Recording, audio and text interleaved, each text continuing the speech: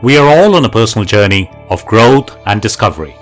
Our individual journeys allow us to pan for agency within and draw on the resources that are available to us, the sun, the air, the soil, and proactively seek out support. This might be water to survive and grow, or fertilizer to flourish and blossom. This applies equally to people with personal and professional experience of mental health. Connecting with our own struggles leads us to think about the nature of resilience, how it can be developed, and is reflected back in how we support others. Person-centered care planning is an important tool on this journey of self-discovery. It has increasingly been recognized as a key intervention to restore fundamental freedoms to people living with mental ill health and to transform the systems of care which serve them. The potential power of this strengths-based approach has led to a call for its widespread adoption by many stakeholders around the world. But despite the urgency, there is confusion about what person-centered care planning looks like in practice, and how exactly does it differ from traditional models of treatment planning. What a meaningful life looks like to the individual will determine what that person needs to thrive and flourish.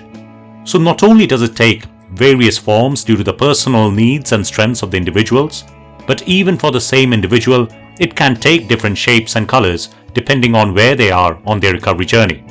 So no one size fits all. We might find ourselves asking, is there enough water or too much? Do the roots need airing? Do we need a trellis or protection from the frost? Or is it time to stand back and give space to the person to grow? There is no simple formula. However, in considering high-quality person-centered care planning, we have found it helpful to think of 4 aspects, each beginning with the letter P: philosophy, practice, plan, and purpose.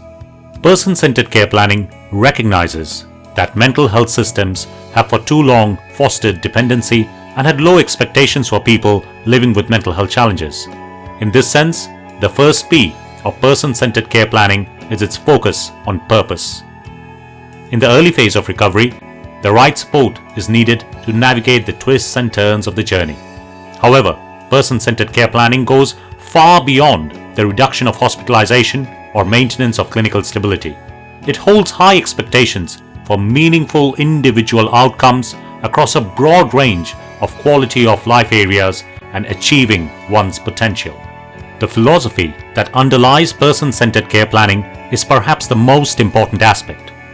Person-centered care planning can only grow out of a culture that fully embraces recovery, self-determination, and community inclusion, believing that people can and do recover, believing that people can and should have choice in the decisions that impact their treatment and their lives, and believing that a meaningful life in the community is a fundamental right and not something that must first be earned through acts of compliance or demonstration of clinical stability.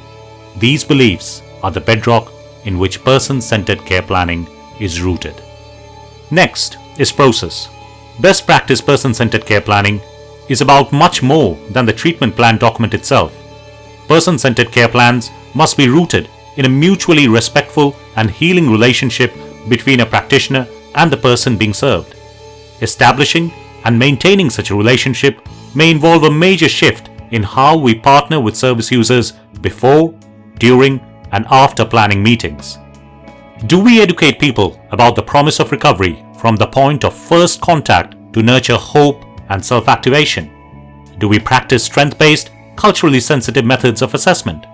Do we invite people to actively involve friends and family in person-centered care planning meetings to strengthen their circle of support, which helps sustain their recovery in the community?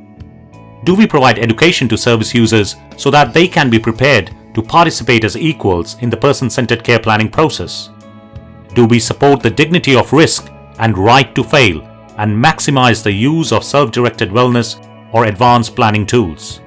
Do we share a copy of the co-created plan and offer people an opportunity to review it, make revisions, and even disagree? These are the questions person-centered care planning practitioners challenge themselves with on a daily basis. Sharing one's experience of person-centered care planning with fellow colleagues will give rise to more questions. If an individual practitioner can recognize the person they're supporting as their guide, answers will blossom, bringing passion to purpose and progress to practice. The person-centered care planning philosophy and process ultimately informs the co-creation of the recovery plan itself. The person-centered care plan can be thought of as an agreement between a person and his or her network of supporters, an agreement that outlines a more hopeful vision for the future and how all will work together to achieve it. Content of the person-centered care plan is expressed in person-first language, and goal statements are articulated in the person's own words. They focus on the pursuit of a meaningful life in the community, not just symptom reduction or treatment compliance.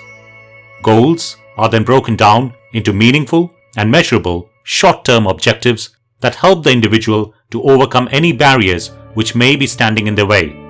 These barriers may include mental health challenges or contextual issues such as stigma and discrimination.